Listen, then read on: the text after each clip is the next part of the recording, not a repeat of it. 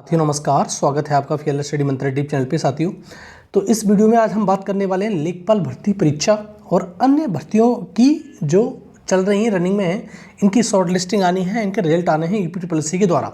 ठीक है साथियों, तो सबसे पहली बात करते हैं कि 20 तारीख को कल आपका जो डीबी था, अब देखो डीबी अब 20 तारीख को हो गया, आज 21 तारीख है, अब कोई डीबी नहीं होगा, अब डीबी होंगे 1 तारीख को, मतलब 1 नवंबर से डीबी स्टार्ट होंगे। बीच में जो वैकेशन की छुट्टियां हैं वो वाली, दूसरा जो हॉलीडेज़ पढ़ रहे हैं, दुनिया भर के त्यौहार पढ़ रहे हैं, उनकी छुट्टियां हैं, और बीच में तुम्हारा पीटी का पेपर है, इसके चक्कर में लंबी छुट्टी दे रखी है यूपीपीएससी ने। और 1 नवंबर को अब स्टार्टिंग होगी, मतलब दोबारा से डीबी की, और 1 नवंबर से 30 नवंबर तक चलेगा। और लगभग अब तक जो दिनों की संख्या हो चुकी है काउंट करके 22 दिन गुजर चुके हैं डीबी के लिए, 18 दिन शेष है, 18 दिन और डीबी चलना है आपका, उसके बाद डीबी फिनिश लेखपाल का। ठीक है, तो कल की बात करें कि कल जो दोनों शिफ्टों मिलाकर कितना डीबी स्किप किया है लोगों ने, तो साथियों लगभग मान के चलो 110 के समथिंग में डीबी स्किप करा था कल। 100 से लेके 110 मान लो, 100 भी मान सकते हो क्योंकि बहुत ज़्यादा डीबी स्किप देखने को कल नहीं मिला, तो 100 या 110 के समथिंग में डीबी स्किप हुआ है कल। अब देखो साथियों, जो मैंने बातें लिखी हैं आपको ध्यान से सुनना है सिर्फ, और कुछ नहीं है। देखो हर भर्ती में फर्जीवाड़ा होता है, और हर भर्ती में जो फर्जी लोग होते हैं या नकल दकल से कहीं कर जाते हैं, या कहीं पैसे लेकर किसी को सॉल्वर बिठा देते हैं या कुछ कर जाते हैं, तो उन लोगों की नौकरी लग जाती है। और ईमानदार बेचारा, जो ईमानदार छात्र 3-4 साल से मेहनत करता है, कड़ी मेहनत करने के बावजूद पेपर देता है, नंबर अच्छे आते हैं, ऐसी बात नहीं है, लेकिन जब मेरिट लिस्ट आती है तो उसका नाम ही नहीं होता, क्योंकि मेरिट इतनी हाई चली जाती है, इसका कोई जवाब नहीं होता है। क्योंकि हो क्या रहा है, जो फर्जी लोग हैं उनकी तो नौकरी लग जाती है, और जो वैसे ईमानदार लोग हैं उनकी नौकरी लग ही नहीं पाती। रीज़न आपके सामने बिल्कुल समक्ष है, क्योंकि हर भर्ती में, जैसे अब मैं सबसे बड़ा उदाहरण लेखपाल का ही लेता हूँ। अगर लेखपाल भर्ती में आपको मालूम ही है क्या हुआ था, जैसे मैंने फर्जी लोगों के लिए लेखपाल का उदाहरण लिया, और उदाहरण तो बहुत सारे हैं, अभी मैं और बता दूंगा। सेट जो हुए हैं अभी नए उदाहरण भी हैं, केवीएस का एग्ज़ाम है, बीपीएससी का एग्ज़ाम है, इनके बिल्कुल एकदम लेटेस्ट है। लेकिन लेखपाल का इसलिए बता रहा हूँ मैं कि लेखपाल में इतनी बड़ी धांधली चीटिंग हुई, मतलब वो रितु सिंह पकड़ गई तो मतलब उसको बाहर निकाल दिया, आयोग ने सिर्फ डिवार कर दिया 22 लोगों को केवल, कि इनके पास फर्जी है, ये है और वो है।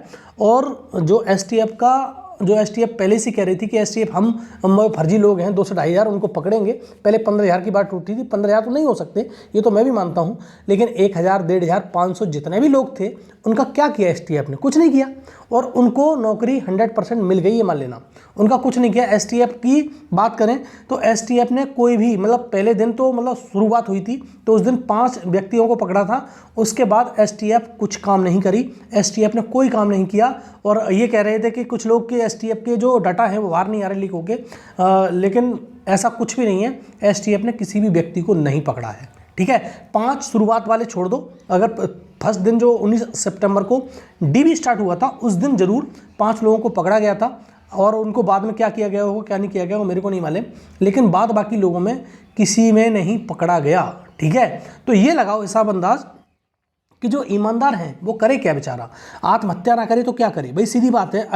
अभी आपने 2 दिन पहले एक छात्र थे, उनका देखा होगा, अभिषेक राय का, तो उन्होंने आत्महत्या कर ली। किसके चक्कर में? उनके नंबर भी अच्छे खासे थे, ऐसी बात नहीं, 1 नवंबर को उनका डीबी था, और तुम्हारी 72 पॉइंट समथिंग नंबर थे, 72.50 नंबर थे शायद। तो कैटेगरी उनकी जो लड़ रहे हैं लोग 4 कैटेगरी में, तो देखो 19 कैटेगरी हैं पीएच में, तो 4 कैटेगरियों को तो ले रहा है आयोग, और बाद बाकी कैटेगरियों को नेगलेक्ट कर रहा है। अगर आपको लेना ही नहीं था तो पेपर क्यों कराया पहले तो? और पेपर चलो मान लो कि आपने नहीं लेना था तो डीबी में सेलेक्ट क्यों किया? क्योंकि बच्चों को झांसा दे रहे हो आप, इस प्रकार से ना करो। ठीक है, तो बच्चा क्या करे, एक तो हार थक मान के शासन प्रशासन दोनों से आती आ गया है बच्चा, और उसके बाद में क्या करे, कोई कदम ऐसा उठा लेता है कि उसको नागवार गुजरता है। और दूसरा, अब देखो उनको तो जो व्यक्ति इस प्रकार का कदम उठाता है उससे तो वो तो चला ही गया, लेकिन उसके माँ बाप पे क्या बीतती होगी आप ये सोचो। ठीक है, तो आपको बस यही समझाने का प्रयास कर रहा हूँ कि ये जो फर्जीवाड़ा हो रहा है बहुत तगड़े लेवल पे हो रहा है, और जो सामने आ जाता है एक आध व्यक्ति बहुत ज़्यादा हुआ होता है तो उसे बाहर निकाल दिया जाता है, अदरवाइज कोई भी ऐसा व्यक्ति नहीं है जिसे बाहर किया जा रहा है। ठीक है, जैसे मैंने 22 लोगों का उदाहरण दिया, रितु सिंह का उदाहरण दिया, रितु सिंह को सिर्फ इसलिए बाहर किया गया कि वो बहुत हाईलाइट हो गया था, और जो एफआईआर थी FIR की बात करें तो FIR भी 50 से 60 लोगों के बीच में थी, लेकिन लोगों को कितने बाहर किया गया? 22 लोगों को। तुमने FIR वाले भी लोग बाहर नहीं किए, ठीक है, जो FIR जिन पे थी उनको भी बाहर नहीं किया।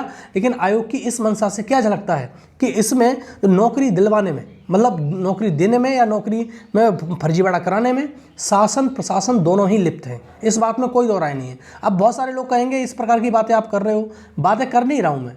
सीधी बात यह है कि पहले से इस प्रकार का, जैसे यूपीएसआई में हुआ, यूपीएसआई में पूरा का पूरा शासन इन्वॉल्व था, उनको जैसे सांसद हो गए, कोई विधायक हो गया, इस प्रकार से लोग इन्वॉल्व थे और 20-20, 25-25 लाख रुपए लेकर यूपीएसआई में लोगों को भरा गया। आपको मालूम है, सब आप सब जानते हो। उसमें कोर्ट केस भी चला कराने के लिए और ये विधानसभा में मुद्दा उठा, लेकिन उन्होंने कहा साफ सुथरी एकदम स्वच्छ तरीके से हमने ये कराया है, बिल्कुल एकदम पारदर्शी तरीके से ये भर्ती कराई है। और जब से ये हो रहा है ना कि भर्तियाँ पारदर्शी तरीके से हो रही हैं, तब से और ज़्यादा हो रहा है। आप कहोगे लोग कि आपको दूसरा सपा बसपा का शासन पसंद है, मेरे को किसी का शासन पसंद नहीं है। मैं इस प्रकार से ये बात नहीं कर रहा हूँ। मैं सिर्फ ये कह रहा हूँ कि ईमानदार लोगों को नौकरी मिले। शासन प्रशासन, मतलब शासन किसी का भी रहे, चाहे सपा की सरकार रहे, बसपा की रहे, कांग्रेस की रहे, भाजपा की रहे, इससे कोई फर्क नहीं पड़ता है। लेकिन आपके लिए कुछ ना कुछ तो कदम उठाने पड़ेंगे। जो ईमानदारी से लोग मेहनत करते हैं 3-3, 4-4 साल, उनके लिए कुछ नहीं। इसके लिए कोई कानून बनाया जाए, कोई कानून लाया जाए जिससे ईमानदार लोगों की तो नौकरी लग जाए, लेकिन बेईमान लोगों को नापा जाए, जेल हो उनकी। लेकिन ऐसा कोई कानून बन ही नहीं रहा है, कोई सरकार ला ही नहीं रही है। बस अपनी पीठ थपथपा लेती है सरकार के, हमने ऐसा कर दिया और हमने वैसा कर दिया। लेकिन आप ये मत सोच रहा कि मैं सरकार की कह रहा हूँ, सरकार पे नहीं, शासन और प्रशासन के लोग ही मिले हुए हैं, इसमें दोनों ही मिले हुए हैं। देखो, आयोग भी मिला हुआ है। आयोग का फर्जीवाड़ा ना हो तो ये आयोग कुछ भी कर सकता है, ऐसी बात नहीं है। आयोग के पास बहुत पावर्स होती हैं। आयोग जब पेपर कंडक्ट कराता है, सारी चीज़ कराता है, तो आयोग के पास बहुत पावर्स होती हैं उसके पास में। अब देखो, होता क्या है, जो शासन होता है उसे फ्री हैंड देता है, आप कुछ भी कर सकते हो, आपका क्षेत्र अधिकार है, आप किसी बच्चे को बाहर निकाल सकते हो, अंदर कर सकते हो। लेकिन आयोग कर क्या रहा है? जब 2 से 2.5 हज़ार का डाटा STF पे पहुंचा था और आयोग के पास भी वो डाटा था कि इन लोगों ने नकल की है, नकल में संलिप्त हैं, तो उनको बाहर क्यों नहीं किया गया? तो उनको किसी को बाहर नहीं किया, ठीक है। तो इसी प्रकार से होता क्या है कि जब ये फाइनल मेरिट आती हैं, और एक उदाहरण नहीं, अभी देखो KBS का उदाहरण अगर आप जानते हो, नहीं जानते हो मैं बता देता हूँ। KBS में सिर्फ DLED को लेकर 135 रैंक गई है, मतलब 100 कट ऑफ गई है सिर्फ अभी, मतलब 3 गुना बच्चे सेलेक्ट किए गए। तब जब 1 गुना होगा तब मेरिट कहाँ जाएगी उसकी? 100-150, 160, 180 में से। अब आप खुद अंदाजा लगाओ कि इतनी मेरिट कैसे जा सकती है किसी एग्जाम की। तो ये फर्जीवाड़ा नहीं है तो क्या है? पूरा शासन प्रशासन लिप्त है इसमें, और हर चीज़ में, हर भर्ती में हम सोचते हैं कुछ और हो, कुछ और जाता है। फिर लोग कहते हैं कि ये गलत हो गया, ये गलत हो गया। लेकिन उनको मालूम ही है कि जो गलत कर रहे हैं, जिनके अच्छे खासे नंबर आ रहे हैं, बहुत सारे लोगों को मैं भी जानता हूं, लेकिन वो बाहर नहीं हुए, ठीक है। और आप भी जानते हो, कमेंट बॉक्स में लिख के आप भी बताइए कि कितने लोगों को जानते हो। मैं 4 लोगों को ऐसे जानता हूं जिनके नंबर 90, 89 नंबर हैं, और वो सिर्फ प्योर नकल से गए हैं और उनका कुछ नहीं हुआ, वो उनका DBB हो गया। तो ये आयोग जो कर रहा है, या जो STF ने किया है, वो सही नहीं किया। सीधी बात ये है, STF ने किसी को नहीं पकड़ा। STF सिर्फ हु हल्ला कर रही थे। शुरुआत में हुआ था कि हम एक एक बंदे को पकड़ेंगे। जब सचिव से मुलाकात की हम लोगों ने, तब भी ये कहा था कि हम एक एक व्यक्ति को पकड़ के रखेंगे, इस बार एक भी फर्जी व्यक्ति अंदर नहीं जाएगा। लेकिन मुझे लग रहा है कि फर्जी व्यक्तियों की नौकरी मिलेगी इसमें, लेखपाल में भी। और आप देख लेना लास्ट में जाके, और आप जिसको भी जानते हो उसको भी बताइए। सीधी बात यही है। और सचिव जी इतना दावे कर रहे थे कि हम इस बार पूरी पारदर्शिता के साथ इस भर्ती को कराएंगे, क्योंकि हमारी ये लास्ट भर्ती है, इस प्रकार से और उस प्रकार से। लेकिन ऐसा कुछ नहीं हुआ। STF काम नहीं कर पाई, सीधी बात मैं बताऊं सही तरह से। अगर STF काम करती तो 2 से 2.5 हज़ार बच्चे बाहर दिखते जो फर्जी हैं, और ईमानदार जो लोगों ने पेपर दिया है अच्छी तरह से, उनकी नौकरी 100% होती। इसमें कोई दो राय नहीं है, ठीक है साथियों। तो आगे आप देखते हैं होता है क्या। लेकिन ये सब लोग बहुत ज़्यादा साजिश के शिकार हो रहे हैं। और कुछ 1-2 चैनल पहले कह रहे थे कि ये ऐसा होगा, लेकिन हमें लग रहा था, हमें बुरा लगा था इस चीज़ का कि अरे ऐसे बात कर रहे हो, लेकिन फर्जी लोगों को पकड़ा जाएगा। लेकिन उनकी ही बात सच हो गई कि फर्जी लोगों को नहीं पकड़ा जा रहा है, ठीक है साथियों। तो यही था मेरा पर्पज़ कहने का। और जो कट ऑफ अनएक्सपेक्टेड हो जाती है, हम जो कुछ सोचते हैं उससे बहुत आगे चली है। जैसे इसके लेखपाल का ही लो, लेखपाल की DB की कट ऑफ इतनी ज़्यादा चली गई, इसका कोई जवाब नहीं है। आप लगा लो साहब 75.75, आप कम मान रहे हो कट ऑफ। 27,000 लोग सेलेक्ट हुए हैं और 75.75 कट ऑफ गई है जनरल की, OBC की, EWS की। इसका मतलब क्या है? 75.75 से बहुत अच्छे लड़के जब बहुत ज़्यादा हैं, इसका मतलब यही सिद्ध होता है। तो आप लगा लो हिसाब, जहाँ पर ये फाइनल कट ऑफ होनी चाहिए थी 76-77 पर, मतलब 76 पर जितनी गई है कट ऑफ उतने फाइनल होनी चाहिए थी, उसमें डी भी गया है, और वो भी 27,000 लोगों को सेलेक्ट करते हुए। तो आप खुद अंदाज़ लगाओ कि इसमें क्या हो रहा है इस भर्ती के अंदर। ठीक है साथियों, तो आपको खुद समझदार हो, बस मेरा समझाने का पर्पज़ ये था।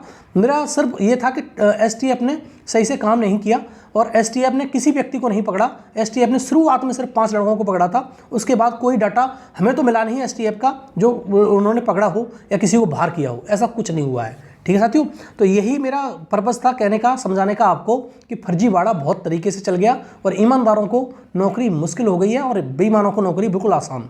ठीक है, और यही हो रहा है हर भर्ती के अंदर। तो साथियों, अगर वीडियो अच्छा लगे तो लाइक और शेयर करना और चैनल को सब्सक्राइब कर लेना। ठीक है साथियों, बहुत बहुत धन्यवाद।